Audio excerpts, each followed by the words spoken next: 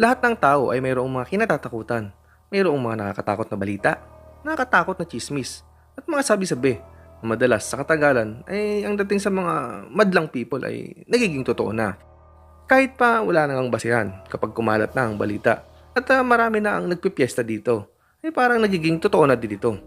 Ganon kalakas ang chismis. Hi, detective. I wanna play a game. You're the last person who played it. Blood was everywhere. Noong high school pa lang ako ay katakot-takot na pananakot ang aking naranasan. Bale, late 90s yun. At sino ba naman ang hindi kakabahan sa napapabalitang end of the world na nga kapag natapos na raw ang year 1999. At hindi na nga raw makakapasok pa ang taong 2000 o Y2K na sikat noon.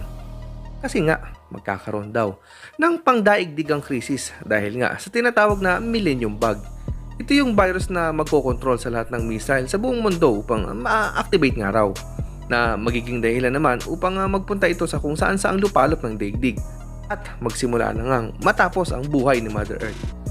Noong December 1999 ay napapabalita na nga na napakaraming computer ang nagloloko, mga nasisirang program ng bangko at mga naglolokong ATM o automatic teller machine.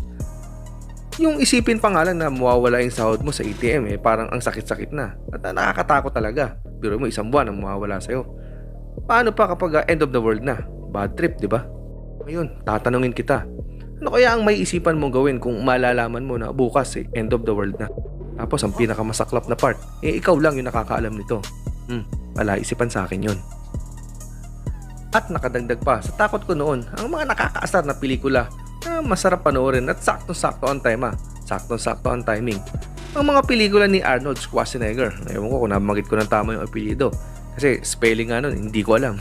Schwarzenegger, End of Days o Terminator 3, Terminator 2, at kung ano-ano pang mga pelikula na may kinalaman o patungkol sa pagkaguno ng mundo.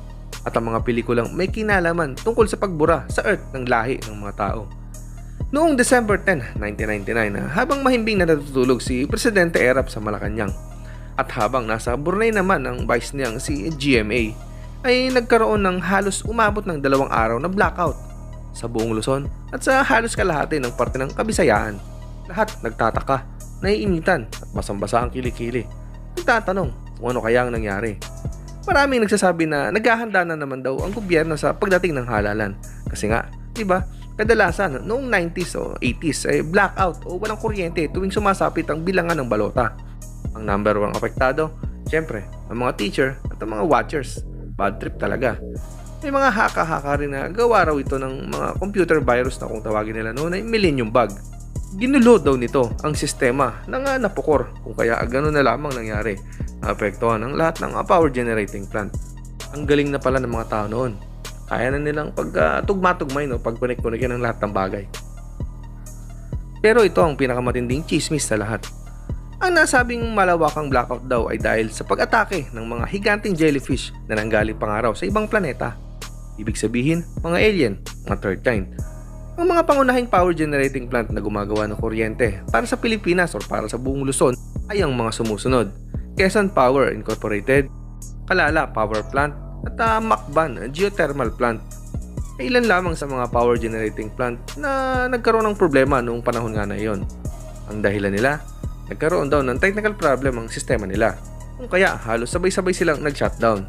Pero umugong ang mga bali-balitang patungkol nga sa mga pag-atake ng mga giant alien jellyfish sa mga cooling system ng mga plantang ito.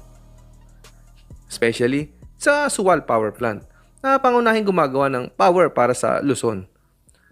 50 tonelada ng jellyfish ang hinakot ng mga pabalik-balik na truck o mga dump truck.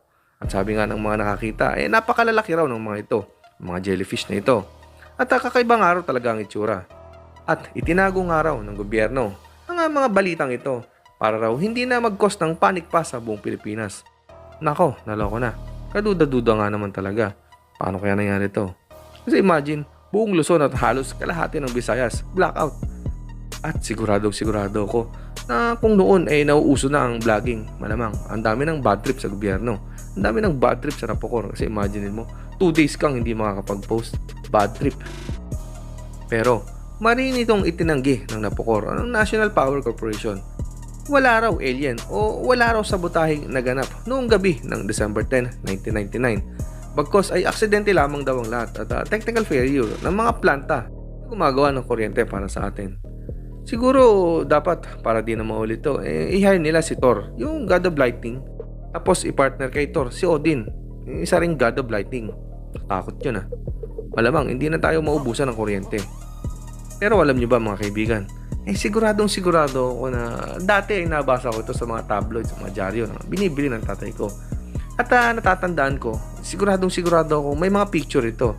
Pero nung mag-search ako ngayon sa internet, katakatakang wala kahit isang picture na mahagilap. Kung nagkaroon ng red tape, wala na akong pakialam dun.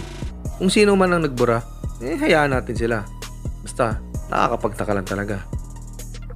Muli, nagpapasalamat ako sa inyong lahat sa pagbibigay ng maikling oras sa panonood ng maikling video na ito.